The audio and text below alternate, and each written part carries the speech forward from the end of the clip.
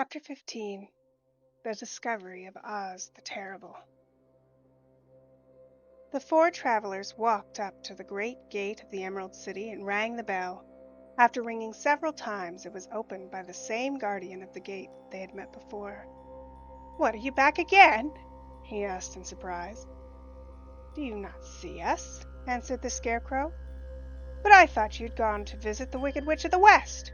"We did visit her," said the Scarecrow. "And she let you go again?" asked the man in wonder. "Or she couldn't help it, for she has melted," explained the Scarecrow. "Melted? Oh, that's good news indeed," said the man. "Who melted her?" "It was Dorothy," said the Lion gravely. "Good gracious!" exclaimed the man, and he bowed very low indeed before her. Then he led them into his little room and locked the spectacles from the great box on all their eyes, just as he had done before. Afterward they passed on through the gate into the Emerald City, and when the people heard from the guardian of the gate that they had melted the Wicked Witch of the West, they all gathered around the travelers, followed them in a great crowd to the palace of Oz.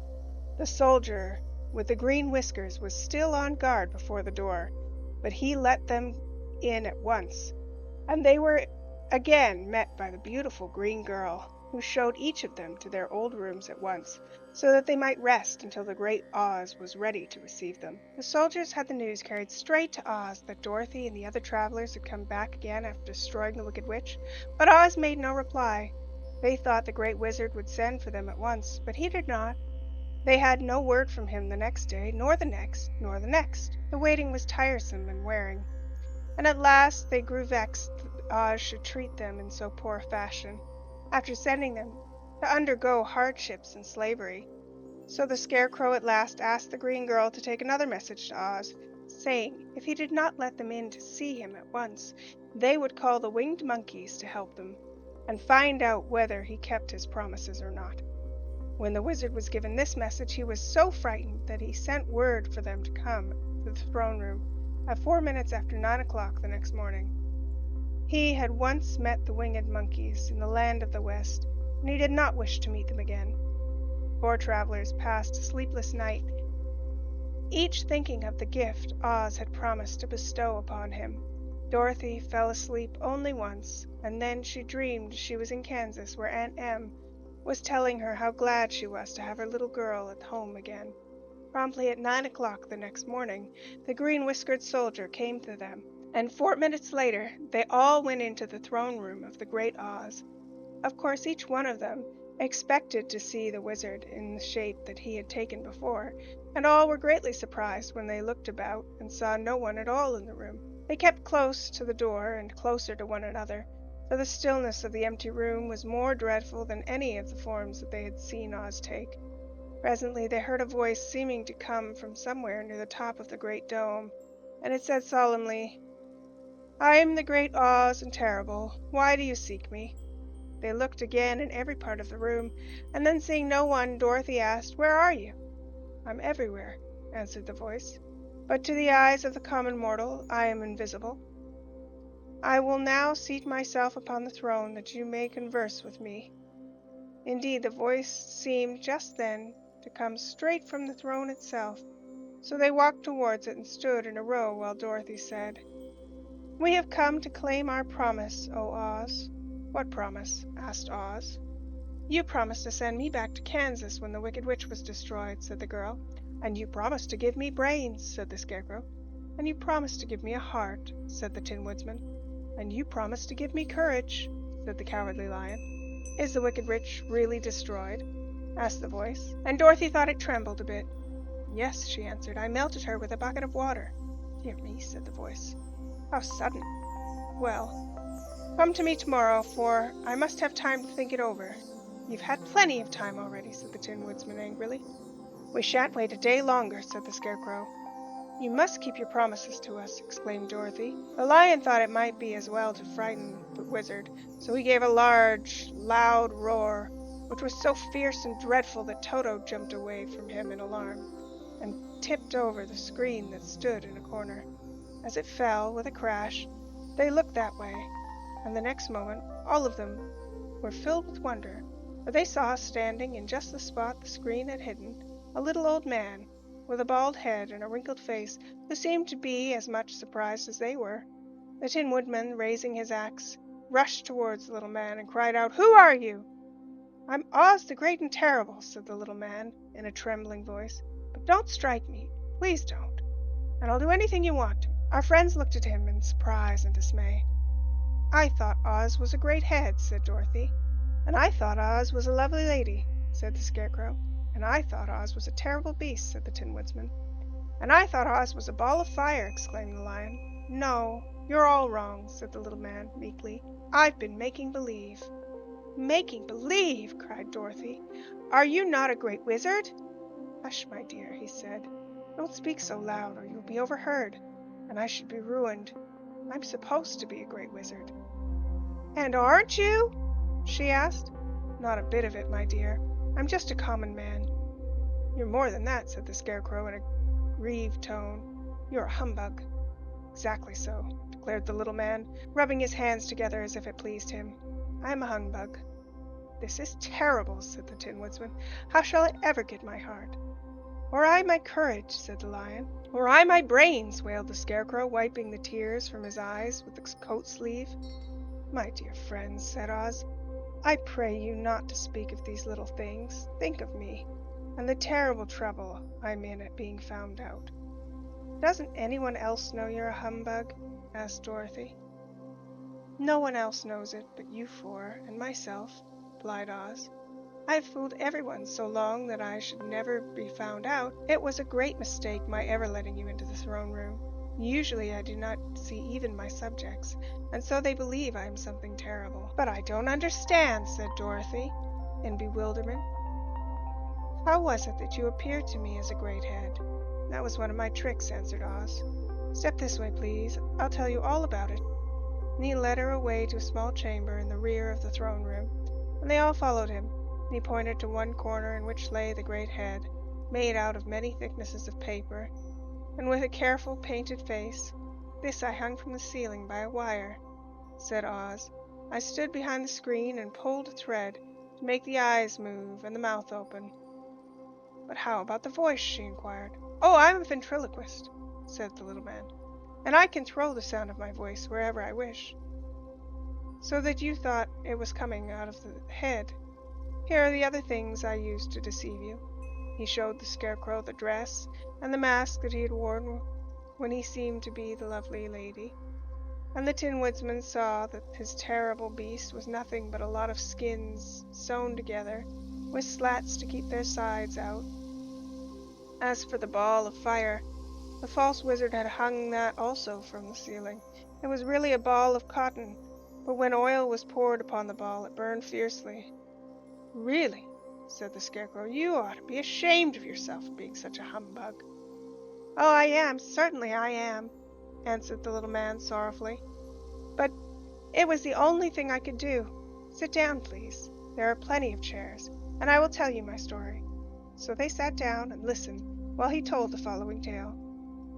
"I was born in Omaha." "Why, that isn't very far from Kansas," cried Dorothy. "No, but it's farther from here," he said, shaking his head rather sadly. "When I grew up I became a ventriloquist, and at that I was very well trained by a great master. I can imitate any kind of bird or beast." Here he mewed so like a kitten that Toto picked up his ears and looked everywhere to see where she was. "And after a time," continued Oz, "I tired of that and became a balloonist." "What is that?" asked Dorothy. "A man who goes up in a balloon on circus day, so as to draw a crowd of people together and get them to pay to see the circus," he exclaimed. "Oh," she said, "I know. Well, one day I went up in a balloon, and the ropes got twisted, so that I couldn't come down again. It went way above the clouds so far that a current of air struck it and carried it many, many miles away. For a day and a night I traveled through the air, and on the morning of the second day I awoke and found the balloon floating over a strange and beautiful country. It came down gradually, and I was not a bit hurt, but I found myself in the midst of strange people who, seeing me come from the clouds, thought I was a great wizard. Of course I let them think so, because they were afraid of me, and promised to do anything I wished them to. Just to amuse myself and keep the good people busy, I ordered them to build this city and my palace, and they did it all willingly and well. Then I thought the country was so green and beautiful, I would call it the Emerald City. And to make the name fit better, I put green spectacles on all the people so that everything they saw was green. But isn't everything here green? Asked Dorothy. No more than in any other city, replied Oz. But when you wear green spectacles, why, of course everything you see looks green to you. The Emerald City was built a great many years ago, and I was a young man when the balloon brought me here, and I am a very old man now. But my people have worn green glasses on their eyes so long that most of them think it really is an Emerald City. And it certainly is a beautiful place, abounding in jewels and precious metals, and every good thing that is needed to make one happy. I've been good to the people, and they like me. But ever since this palace was built, I've shut myself up, and would not see any of them. One of my greatest fears was the witches, for while I had no magical powers at all, I soon found out that the witches were really able to do wonderful things. There were 4 of them in this country, and they ruled the people who lived in the north and the south and the east and the west. Fortunately, the witches of the north and the south were good, and I knew they would do me no harm. But the witches of the east and the west were terribly wicked, and had they not thought I was more powerful than they themselves, they would surely have destroyed me. As it was, I lived in deadly fear of them for many years, so you can imagine how pleased I was when I heard your house had fallen on the Wicked Witch of the East. When you came to me, I was willing to promise anything if you would only do away with the other witch. But now that you have melted her, I am ashamed to say that I cannot keep my promises. I think you're a very bad man, said Dorothy. Oh, no, my dear. I am really a very good man, but I'm a very bad wizard, I must admit. Can't you give me brains? Asked the Scarecrow. You don't need them. You're learning something every day. A baby has brains, but it doesn't know much. Experience is the only thing that brings knowledge, and the longer you're on Earth, the more experience you're sure to get. That may all be true, said the Scarecrow, but I shall be very unhappy unless you give me brains. False Wizard looked at him carefully. Well, he said, with a sigh, I'm not much of a magician, as I said, but if you will come to me tomorrow morning, I will stuff your head with brains. I cannot tell you how to use them, however. You must find out for yourself. Oh, thank you, cried the Scarecrow. I'll find a way to use them, never fear. How about my courage? Asked the Lion anxiously. Well, you have plenty of courage, I'm sure, answered Oz. All you need is confidence in yourself. There's no living thing that is not afraid when it faces danger. True courage is in facing danger when you are afraid. And that kind of courage you have plenty.